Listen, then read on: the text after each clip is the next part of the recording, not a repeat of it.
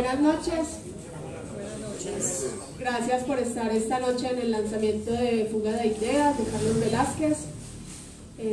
Les doy la bienvenida desde Fallidos Editores, una editorial independiente de la ciudad de Medellín, que busca publicar esas nuevas voces que están tratando de generar literatura en la ciudad y que quizá no han sido lo suficientemente visibilizadas, tratando de generar también libros accesibles, libros artísticos, libros que se acerquen a los ilustradores de la ciudad, a los artistas, no solo a los poetas, no solo a los narradores, sino también a los dramaturgos, a los ensayistas, a los investigadores y a los filósofos.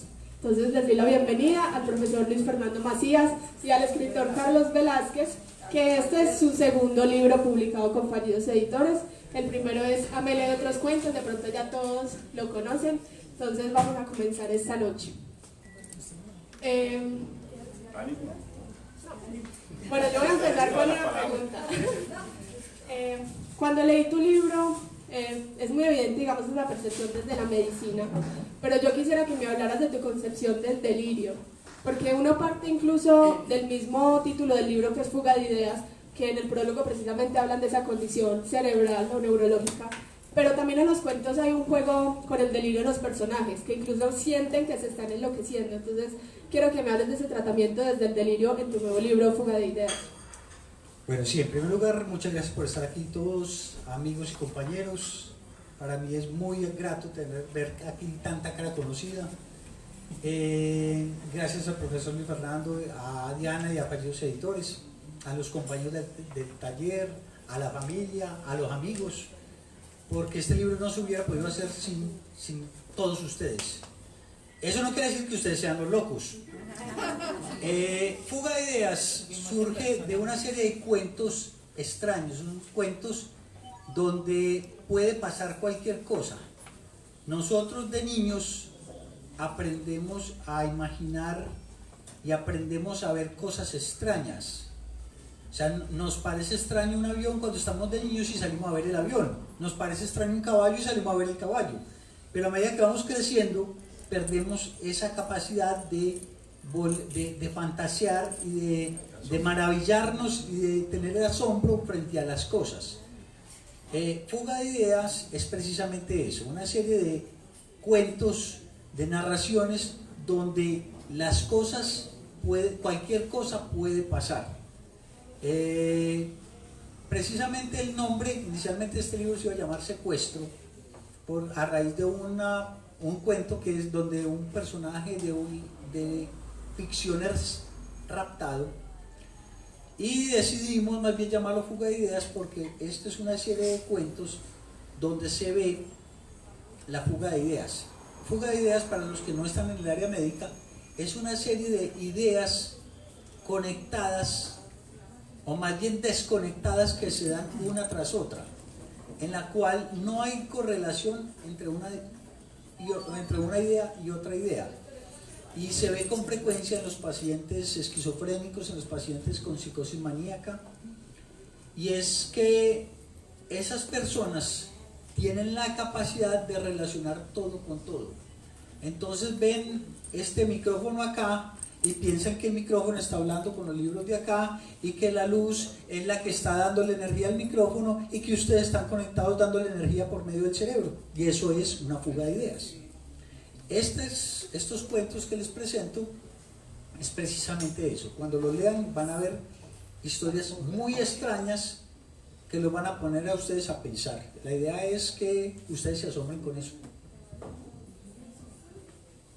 Bien.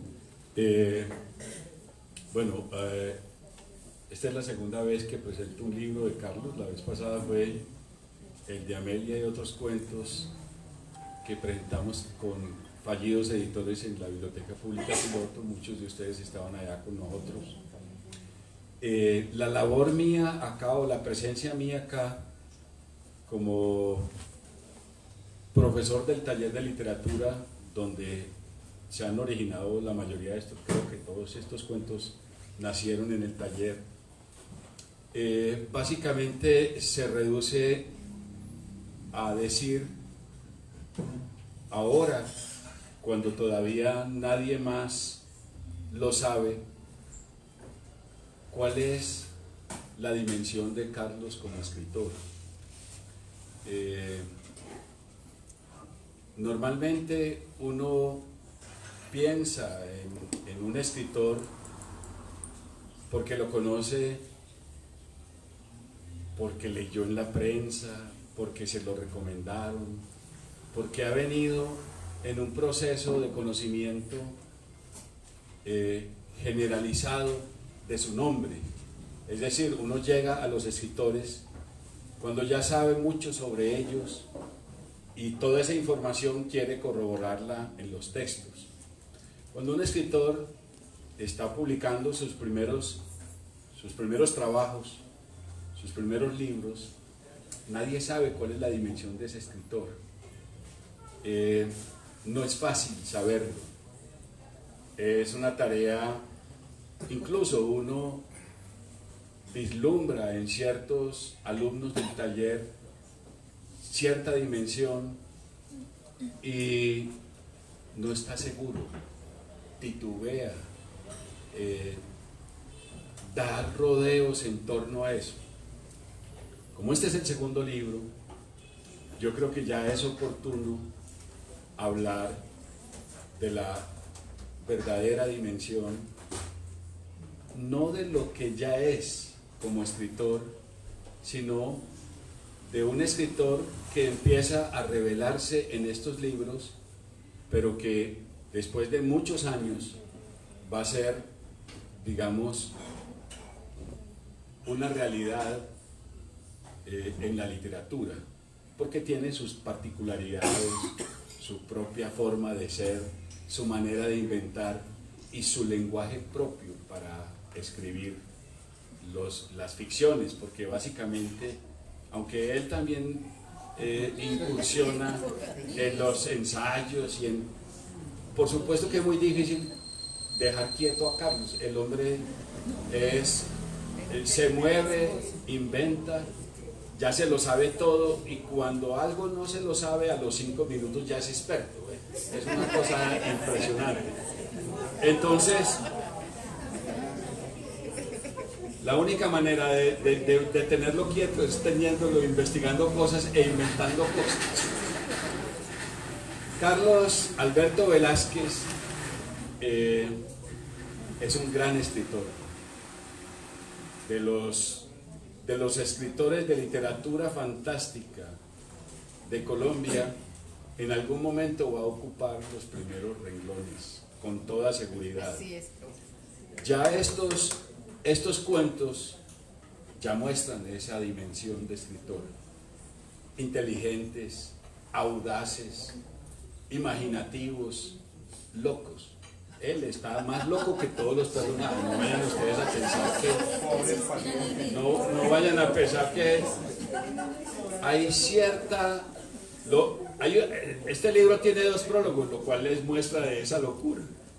En el prólogo de Memo Ángel, que yo no lo conocía, lo leí ahorita, tratando de entender, y bueno, ¿y Memo qué dice aquí en este prólogo tan enredado? Y de pronto ve uno que lo que quiere decir es, para no decirlo muy directamente, quiere decir que Carlos está loco y persiste en su locura para poder ser él mismo, lo cual es muy bonito y muy atinado. O sea, Memo sabía bien qué es lo que estaba diciendo, lo enreda para que él no crea, pero bueno, estos 6 cuentos, este libro constituye una novedad por el sentido del humor, por la invitación a preguntas locas y enrevesadas, pero muy inteligentes, por la exigencia que tiene para el mismo escritor, porque todo es producto de una maquinación cerebral que nunca descansa en la mente de Carlos. Él es agudo, inteligente y sobre todo muy rápido, piensa muy rápido. Yo quisiera leer este prólogo para que enseguida le hagamos más preguntas, porque creo que en este prólogo, al escribirlo, fui descubriendo algo que antes no había visto en Carlos como miembro de los talleres. Yo sé que ustedes lo van a leer, pero quisiera que cuando lo lean ya sea una relectura. Entonces, por eso me voy a tomar el atrevimiento de leerlo. Dice así: en la lista de los grandes escritores de la humanidad hay muchos que también han sido médicos, tantos que la pregunta por la razón de esta afinidad se hace obligatoria. ¿Qué hay en la formación del médico que favorece la escritura de ficción? Seguro existen muchas maneras de responder a esta inquietud. Busquemos una. Digamos que al médico se le prepara para inferir las enfermedades a partir de síntomas. De otro modo, el médico descubre el origen oculto, la enfermedad, por medio del dolor manifiesto, el síntoma. El procedimiento corresponde a la semiología, es decir, la disciplina de los médicos aspira a prepararlos para la comprensión de los lenguajes, los entrena en la búsqueda del significado. He ahí el meollo de la afinidad, el significado. Procura el escritor en su trabajo encontrar el significado. La concepción de una ficción, de una fábula, es una búsqueda del significado. ¿Qué significa la existencia? Así, los acontecimientos ordinarios de la vida no son más que síntomas, manifestaciones. El significado está en el fondo y las muchas ficciones literarias andan tratando de expresarlo en palabras, en los meandros de la fábula. Carlos Alberto Velázquez Córdoba ha sido médico y ahora también es escritor. Además de la formación del médico en la búsqueda del significado de todo lo que aparezca ante sus ojos, está su naturaleza inquieta de investigador. Desde niño ha querido saberlo todo y todo lo averigua. Su juego vital es la pesquisa indeclinable de todo conocimiento, desde lo más nimio, que nada lo es, hasta lo más trascendente. Tiene además una jugosa imaginación, un talante competitivo, una obsesión por la réplica y por las respuestas y unas ganas permanentes de jugar y de reír que completan las características de un gran escritor, si consideramos además que posee una inteligencia excepcional. El libro que ahora presentamos, Fuga de Ideas, se compone de 6 cuentos en los que un motivo común es la inteligencia extraordinaria de sus protagonistas, la cual los conduce a la realización de grandes inventos que finalmente desembocan en la desazón o en la locura, produciendo eso que los psiquiatras llaman fuga de ideas y que se presenta como un delirio obsesivo. Son 6 deliciosos cuentos fantásticos en los que la ficción literaria está al servicio del juego de la inteligencia, muy cercanos a la ciencia ficción o al asombro que produce la paradoja que se resuelve en el absurdo o en la alusión incriminatoria a ese tejido secreto de los dueños del mundo que todo lo controlan de un modo que a los hombres ordinarios nos cuesta siquiera imaginar, porque funciona como una trama siempre oculta por el poder. En este nuevo libro afirma a Carlos Alberto Velázquez como uno de nuestros buenos escritores, y los tiempos venideros irán dando cuenta de lo que está destinado a producir. Bueno, ahí los invito a que relean En relación con esa dimensión del escritor, me surge una pregunta y es: ¿cómo se transforma el proceso narrativo entre un libro y otro? Y la hago porque digamos que hay cosas que resisten al yo cuentista que tú vas formando, que incluso van resistiendo en ti, pero ¿cómo cambia el proceso? ¿Cómo muta? ¿Cómo empiezas a construir entre un libro y otro esas historias? A ver, cuando uno escribe cuentos, yo creo que no hay una relación entre un libro y otro. Uno simplemente produce cuentos, a diferencia de una novela. Cuando uno está escribiendo una novela, uno casi que tiene que desintoxicarse de lo que escribió en la novela para poder arrancar con otra. En este no, en este tiene la ventaja. A ver, escribir cuentos es muy sencillo porque los cuentos están a cada paso. O sea, cualquier cosa se puede prestar para un cuento. Por ahí hay una frase que dice, todo lo que digas podrá ser usado en una historia. Entonces, en el cuento no se ve eso. Yo cuando voy a sacar un cuento, perdón, un libro, cuando estoy pensando en producir un libro, simplemente reviso qué cuentos tienen más o menos las mismas características para sacar el libro. Y el cuento surge espontáneamente. O sea, no hay un proceso de creación, diría yo en mi caso. Yo sé que hay gente que para escribir un cuento les da mucha dificultad, pero es porque cuando uno escribe se está bloqueando. Es decir, tenemos que permitirnos seguir siendo niños. Entonces, si seguimos siendo niños, es lógico preguntar que si hay un caballo tomando agua y lo corto por la mitad, ¿por dónde sale el agua? Se le riega y el caballo nunca va a llenar, nunca le va a quitar la sed porque lo partí por la mitad. O este bolígrafo, ¿qué pasaría si yo en lugar de este bolígrafo de tinta le pusiera jugo de mora?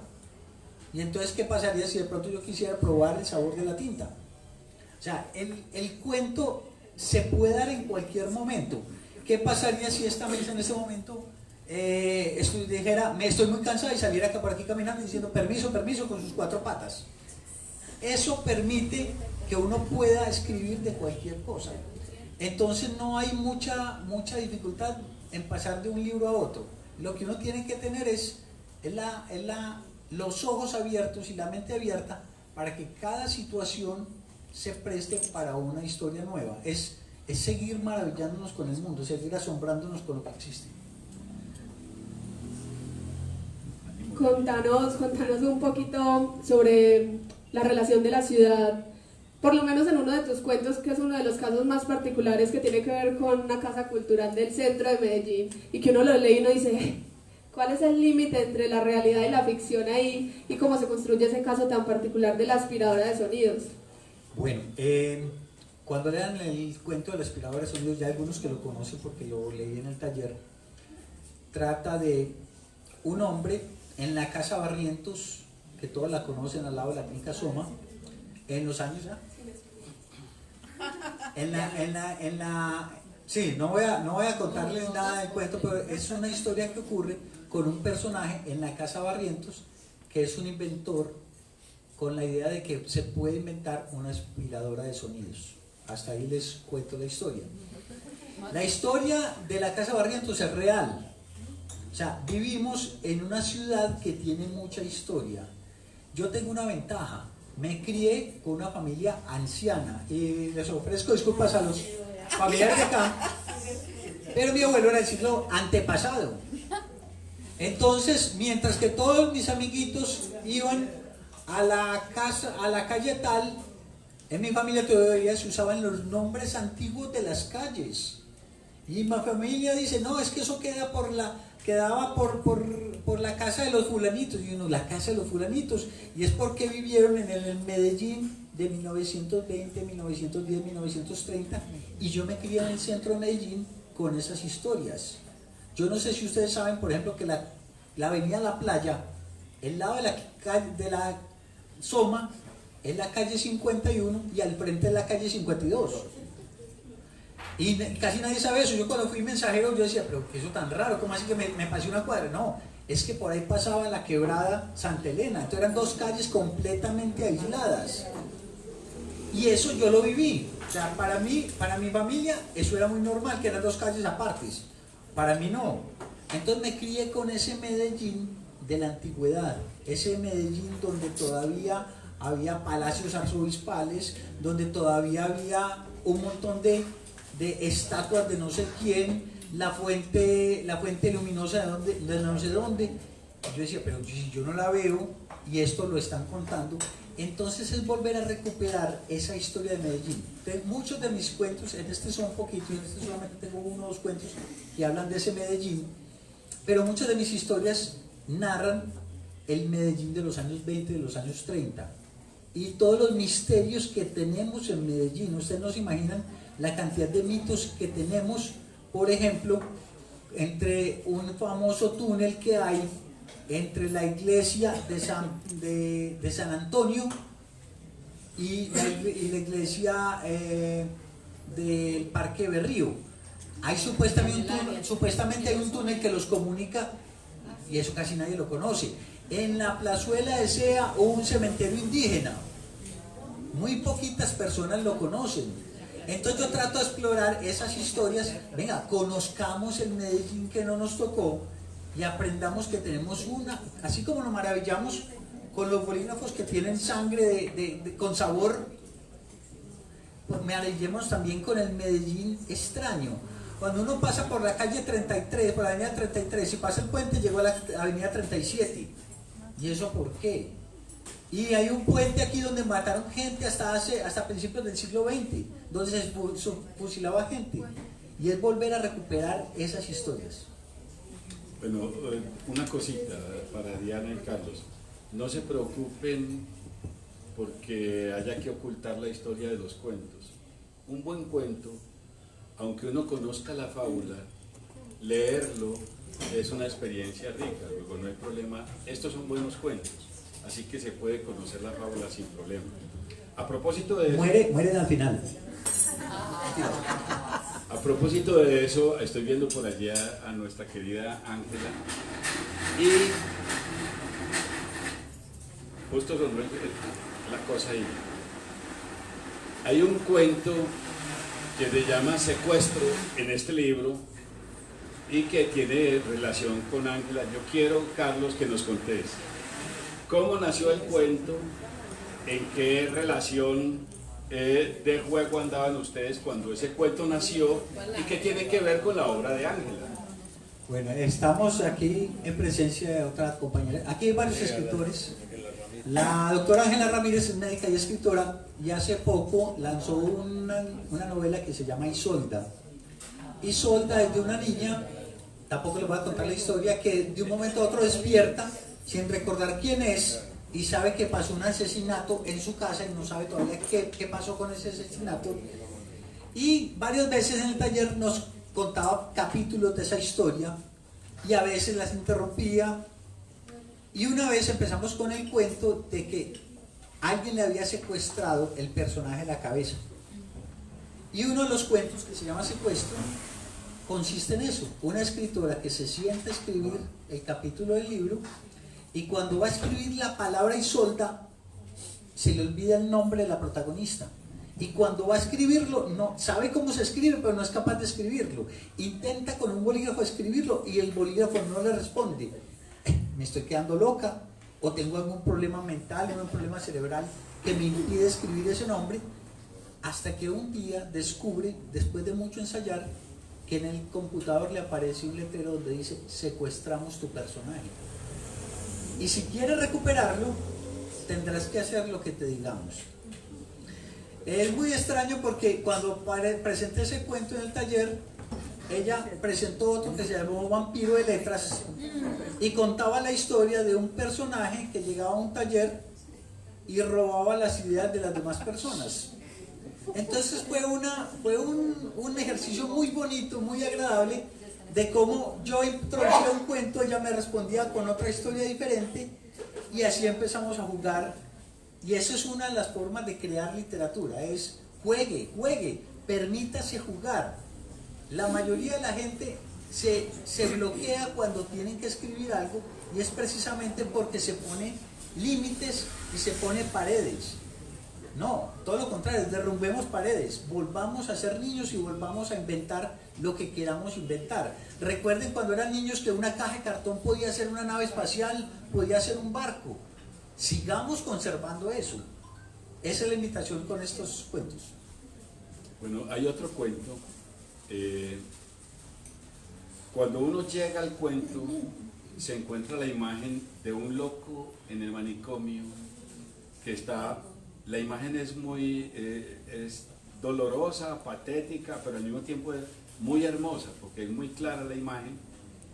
Ese cuento que se llama El Inventor, contanos primero cómo te nació la idea, quién es ese inventor y qué pasa en ese cuento, así no contés la historia, pues ya que no quieres contar historias. Bueno, a ver, la historia se la debo a un tío, aquí está la hija del tío, Darío Córdoba, que tenía la costumbre de decir que iba a conseguir agua en polvo.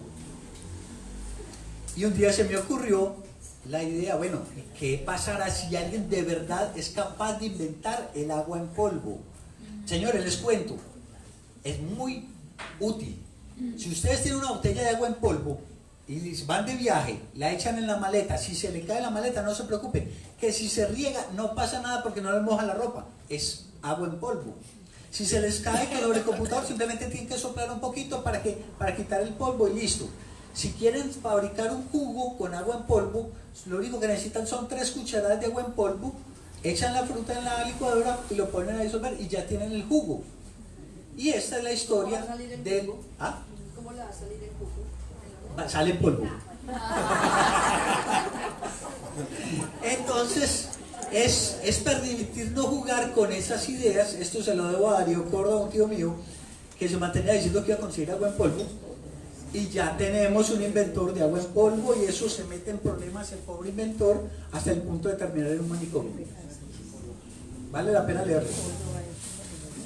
Yo sí quisiera que nos leyeras un fragmento de esa historia, y lo digo es porque fue una de las que más me gustó, me impactó, me desesperó, porque incluso es la figura del loco sabio, el loco genio, tan presente también en la filosofía, y quisiera que nos compartieras un fragmento de ese cuento para los que quieran conocer y leerlo ahorita. A ver, buscamos un pedacito por aquí.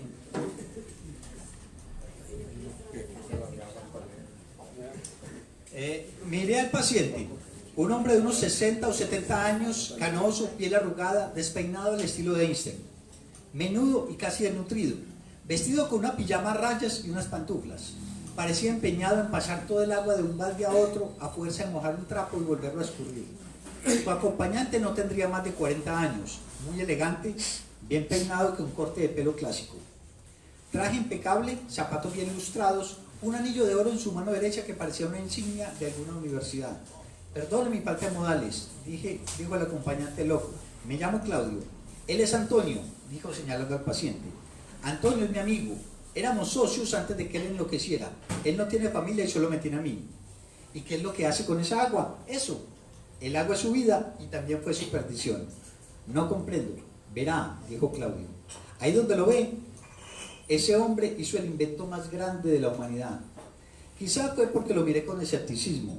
Quizá porque en ese entonces Antonio logró llenar otro balde y rió a carcajadas y comenzó a aplaudir, que Claudio pareció un poco arrepentido de haber dicho que ese hombre era un genio.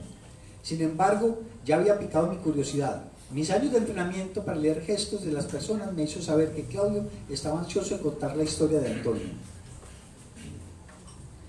Sí, a veces los genios parecen personas normales, dije lanzándole al suelo. Usted no me creería lo que inventó Antonio.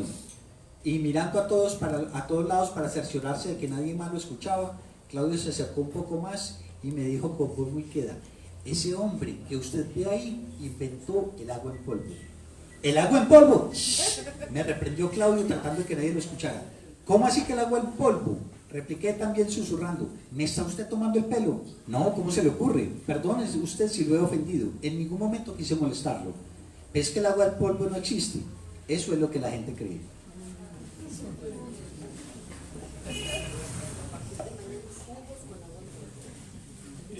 Carlos, digamos que tu carrera como escritor, aunque ya había empezado cuando llegaste al taller, Carlos había publicado La historia de la monja y otros 2 o 3 libros antes de... El taller tiene unos 4 o 5 años de existencia, y cuando Carlos llegó al taller ya había publicado esos libros. Estos 2, Amalia y otros cuentos y Fuga de ideas, son 2 libros cuyos cuentos nacieron en desarrollo del taller. Bueno, ¿qué había antes? ¿Qué pasó con tu llegada al taller? ¿Qué hay ahora? ¿Y qué hay de Amalia y otros cuentos a Fuga de ideas? Sí, a ver, yo desde que... A ver, yo siempre he dicho que uno para poder escribir tiene que ser un buen mentiroso. Si alguna vez o alguno de ustedes ha metido una mentira y se la creyeron, ya se graduó de escritor. yo escribo desde hace mucho, desde que estaba en el colegio. Aquí hay compañeros de colegio y saben que me gustaba inventar historias. Pero las primeras historias, los primeros libros, yo los saqué en forma muy rudimentaria. Simplemente eran fotocopias que yo sacaba para los amigos, y los amigos me pagaban las fotocopias, y finalmente conseguí una editorial por allá que sin ninguna corrección ni nada, yo mandaba el manuscrito y ellos me mandaban el libro. Pero después de que empecé a ir a los talleres me di cuenta que ahora es que a uno le da pena esos primeros libros que escribió, porque uno dice, eso tenía muchos lugares comunes, tenía mucha repetición, frases innecesarias, y eso ha sido una ganancia del taller. Muchos de estos libros, muchos de estos cuentos, por ejemplo el de Amelia, hay cuentos inclusive que ni siquiera se hicieron en el taller. Tengo ahí el de Amelia y otros cuentos, fue una historia que escribí por allá en 1985 más o menos, la famosa historia del taxista que recoge una muchacha junto al cementerio, la lleva a una casa, y cuando la niña deja algo en el taxi, el taxista se devuelve a devolver las pertenencias de la muchacha, y le dicen que la niña murió. Pues yo dije, bueno, cambiemos al revés, pongamos al revés esa historia y hagamos que sean unos estudiantes de medicina los que quieran hacerle la broma a un taxista, y toda la broma se les sale al revés. Son cuentos. Ese cuento, por ejemplo, a pesar de que lo corregí en el taller, es un cuento que viene de hace casi 35, 40 años de haberse escrito. Pero la ventaja del taller, y es una cosa que le agradezco mucho a mis compañeros, es que hay gente que le está diciendo, se entendió, no se entendió, esta frase es innecesaria, están dando muchas vueltas para explicar eso. Y tienen la ventaja de que uno aprende a los compañeros a narrar historias diferentes a las que uno tiene. Entonces es una gratitud grande con los compañeros el permitirme leerles los borradores y que ellos me los corrigen. Es el único sitio donde puedo tener víctimas, porque a veces uno en la casa no tiene forma de tener víctimas permanentes para todo lo que a uno le ocurre.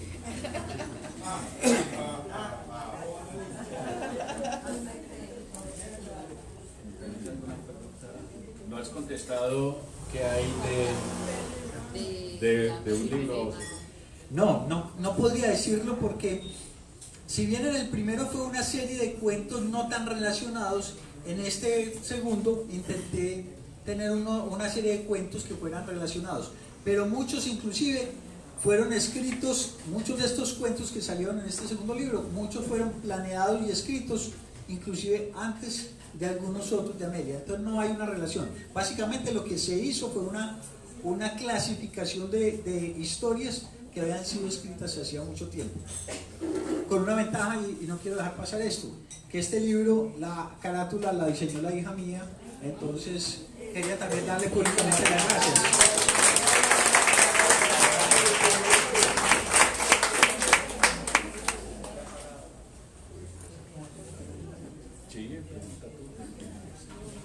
Yo quisiera, antes de pasar, de pronto si ustedes tienen preguntas para Carlos, que nos leas de pronto otro fragmento, hacerte la pregunta sobre la categoría de la invención. Lo digo porque uno como escritor muchas veces no se plantea esas preguntas, es decir, en algún momento de tu vida, tú naciste haciendo esas preguntas, en algún momento de tu vida hubo en ti un proceso de invención, un proceso creativo que impulsara en ti, digamos, esa creatividad, porque en mi caso, a mí me inspira, por ejemplo, la ciudad. Pero yo no puedo decir que yo llego y me pregunto qué pasaría si yo le meto a esto otro líquido, ¿me entiendes? Entonces quisiera que nos hablaras de esa categoría de la invención en ti. ¿Cómo la procesas? ¿Cómo le dirías a los otros escritores que desarrollen ellos esa creatividad narrativa? Todos ustedes esta mañana se levantaron, espero, con pijama. Y cuando fueron a salir de la casa, tuvieron que inventar que se iban a poner. O sea, todos inventamos todos los días. O sea, todos tenemos esa capacidad de inventar. Cuando yo me encuentro con alguien y le digo, ¿cómo estás? Yo tengo que inventar. Le digo bien, le digo más o menos, le cuento todo lo que me pasó a lo largo del día. Eso es lo que hace la diferencia entre la invención. Es que yo tengo la ventaja de que todavía no sé qué voy a hacer cuando sea grande, y todavía sigo siendo niño. Y eso es lo que los quiero, eso es lo que los quiero poner a jugar con estas historias. Es inventen, déjense llevar por la imaginación. Cada vez que ustedes deciden qué ropa se van a poner, están inventando. Cada vez que deciden tomar una vía en lugar de otra, están inventando. Entonces permítanse inventar. Lo mejor que le puedo decir a los que quieren escribir es: dejen que la imaginación vuele. Lo mejor que le puedo decir a un taxista es: deje que la imaginación vuele. Lo mejor que le puedo decir a un ingeniero es: deje que la imaginación vuele. Necesitamos imaginar. En este momento tenemos este micrófono en las manos porque a alguien se le ocurrió que podía haber alguna forma de amplificar el sonido. Sí. El inventor el aspirador de sonidos surge de la idea de: venga, así como pueden aspirar la mugre, puedo aspirar un sonido.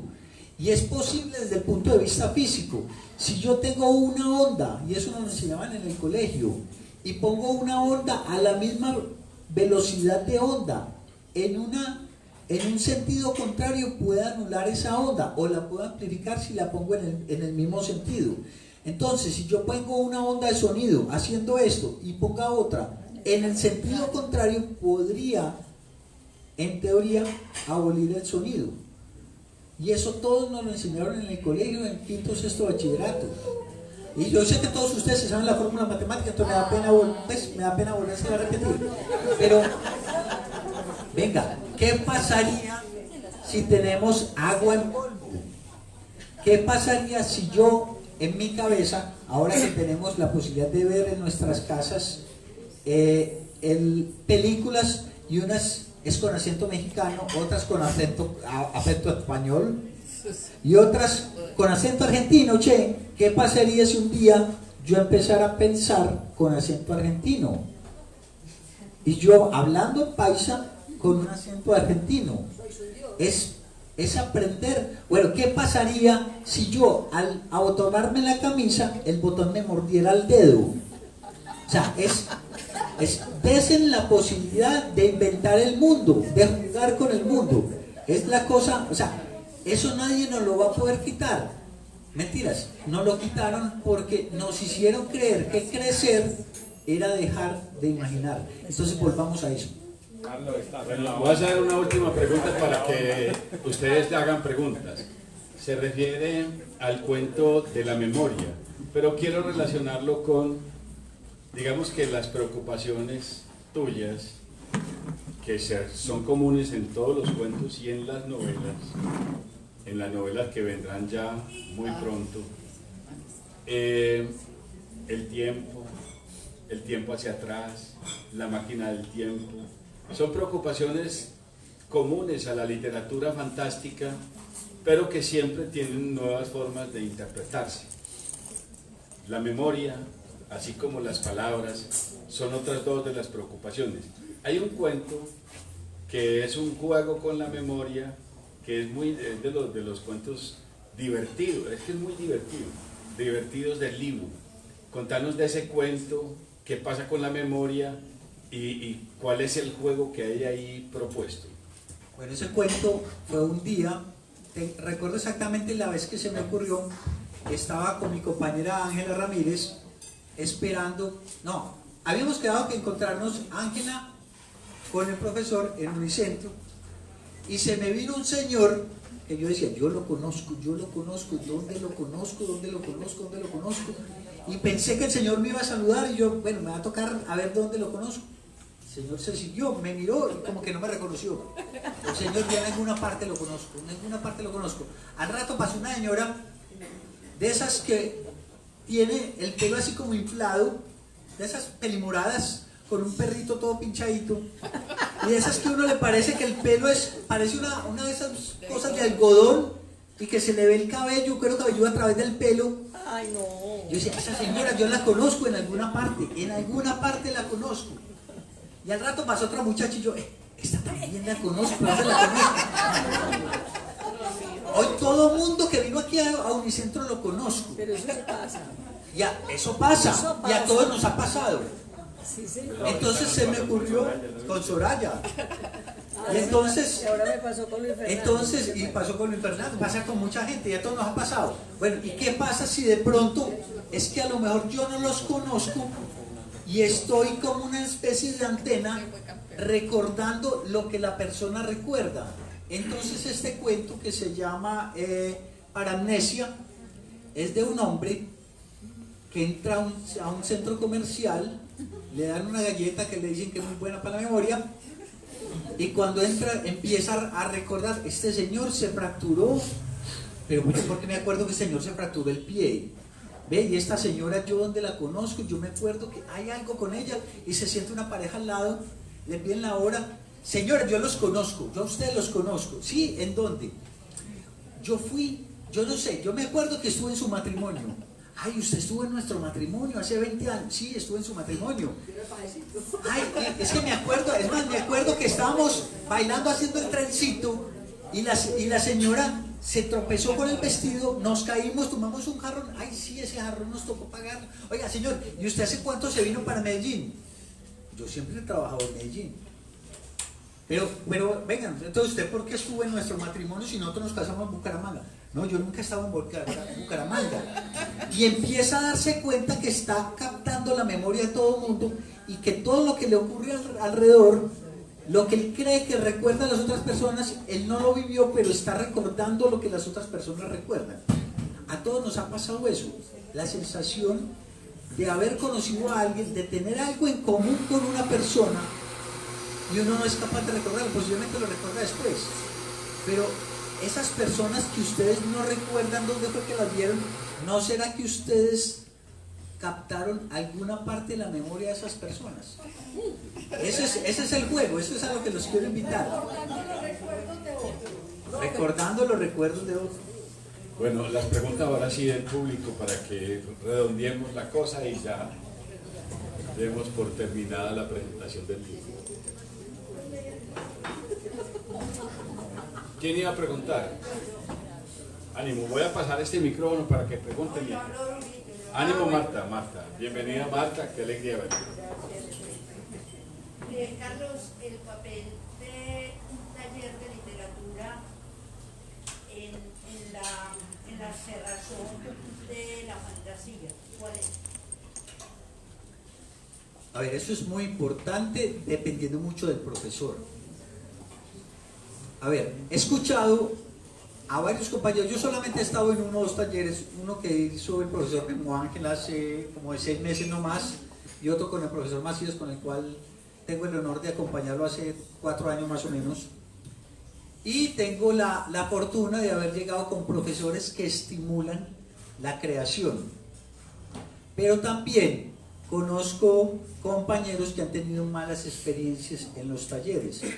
Primero, porque no todos son de creación literaria, muchos son de perfeccionamiento de ciertas herramientas, otros porque los mismos compañeros tienen ese interés de destruir al otro para quedar bien, según me han contado, porque nunca he estado en ningún taller de estos.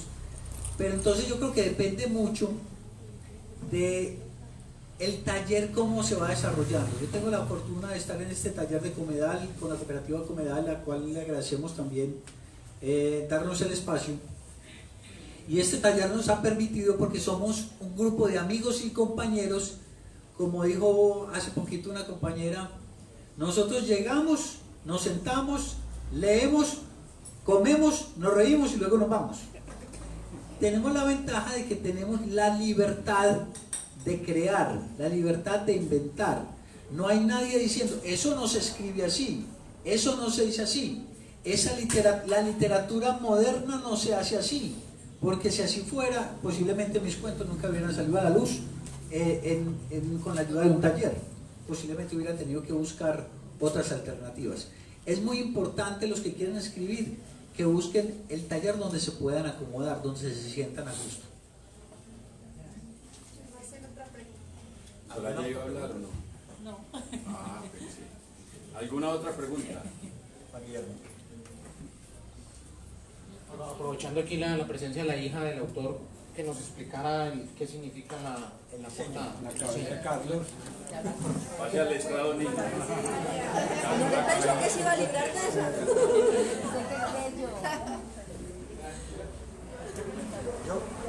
Yo respondo por ella. Todavía sigo respondiendo por ella. A ver, el libro inicialmente se iba a llamar Secuestro. En la carátula se ven una serie de letras, de las cuales hay una silueta donde las letras se ven más tenues. Este era el personaje que quedaba secuestrado en la historia, que era extraído de la cabeza del autor, de la escritora, de la autora Ángela. Y ese es básicamente lo que quiere decir esta carátula. Es una silueta que se pierde, que está al otro lado con las letras que fueron sustraídas de la historia. Entonces le planteé a María Isabel la idea en qué consistía el cuento. Ella lo había mirado y ella se sentó y en cuestión de pocos minutos, también una capacidad increíble de inventar, tenía el desarrollo de la carátula. Pero esa silueta parece autorretrato de ella. Sí. De acuerdo.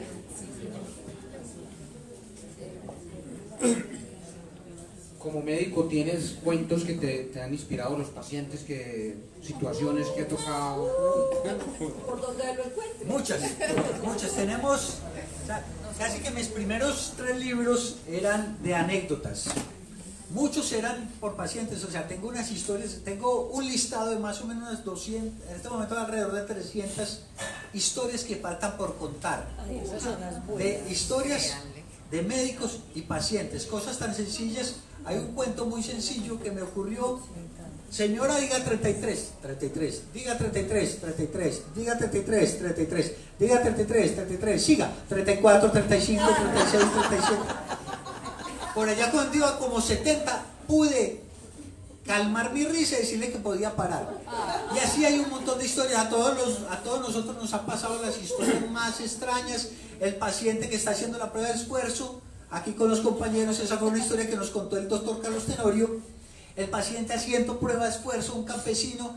Señor, le vamos a poner más rápido. Hágale señor, no hay problema, hágale señor, hágale. Señor, ¿cómo va? Eche, aguanta, pongámosle más fuerte. Y el señor, ¿cómo va? Aguanta. Le ponía más fuerte. ¿Cómo va? Aguanta, eche, que aguanta esa vaina que me va a matar. Y estos pobres muchachos, como no tenían diccionario español costeño, pensaron que aguanta era que aguantaba hacer más ejercicio. Y era que parara la máquina, aguante la máquina. Tengo un montón de historias por el estilo que son más anécdotas que cuentos, pero también hay por ahí los que estén interesados, anécdotas de un médico desmemoriado. Ahí solo tiene anécdotas solo loco. La monja sin cabeza y otros cuentos. La fuga del paciente fue una historia de un paciente que nos iba a fugar de la clínica Medellín del centro, y eso fue un despelote. Tengo historias de un compañero que una vez lo convencimos que el compañero de turno, un novato, y lo convencimos que el compañero de turno era loco. Y tenía, para no mencionar nombres, el doctor Diego Restrepo, que algunos conocen. El hombre tenía la costumbre de cuando llamar a los pacientes por micrófono, y a la 1 de la mañana, cuando la sala de espera estaba con 3 o 4 familias, empezaba: uno presto, porción de tocineta, combo agrandado, y la gente era mirando. Y lo convencimos al nuevo de que eso era un síntoma de locura del compañero, y le hicimos creer que cuando tuviera eso le tenía que poner una inyección para sedarlo. No les cuento en qué termina la historia, pero el hombre quedó convencido de que le tenía que poner el Valium para poderlo sedar cuando empezara a molestar con el micrófono. Doctor, hay un cuento que tuve el placer de leer, y de pronto nos lo relatas un poquito, el profesor de cardiología de ustedes. Este es un cuento de un cirujano cardiovascular que operamos en la clínica cardiovascular. Esto es con nombre propio. El responsable me autorizó a poner el nombre propio. Se llama Lección de Anatomía, y es un cuento de un señor, de un cardiólogo que lo operan del corazón. Después de esas cirugías de corazón generalmente quedan desorientados. Entonces el señor hubo que amarrarle de manos y pies, porque se quería arrancar las ondas. Entonces, auxilio, me tiene secuestrado, auxilio, me tiene secuestrado. Doctor, usted está en cuidados intensivos. No, me tiene secuestrado. Hasta que llegó el compañero. Doctor, yo soy el doctor Jorge Saldarriaga. En este momento es anestesiólogo. ¿Sí? Tranquilo, usted está en, yo soy médico, yo le puedo, usted no está secuestrado, no lo tenemos amarrado por... Vos sos médico, explícame cómo se llama la arteria principal que sale del corazón. Doctor, muy sencillo, la arteria aorta. ¿Y cómo se llama cuando sube? Se llama aorta ascendente. Y en la curva, el callado aórtico. Y le fue preguntando paso por paso cómo se llama cuando pasa por la ingle. Pues se pasa de la arteria femoral común a la arteria femoral superficial. ¿Y cómo se llama cuando mete por el canal de Hunter? Se llama la arteria poplite y se divide en... Le empezó a explicar todo, femoral profunda, después poplite. Cuando llegó a la última arteria del pie, y el compañero mío ya sacaba pecho porque lo había convencido de que no estaba secuestrado, le va diciendo el médico, vení, vení, vení. Y apenas se acerca el compañero, dice, hijo de puta, a vos sí te tocó estudiar mucho para tenerme secuestrado. ¡Auxilio, me tenés secuestrado! ¡Auxilio, me tenés secuestrado!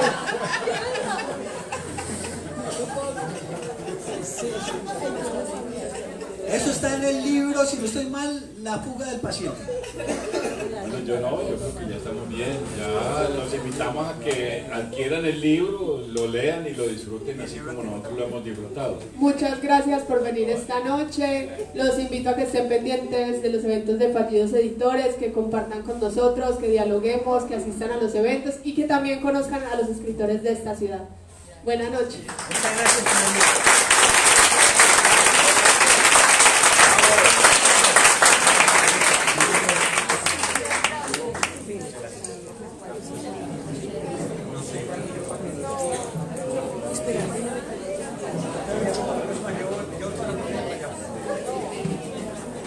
Para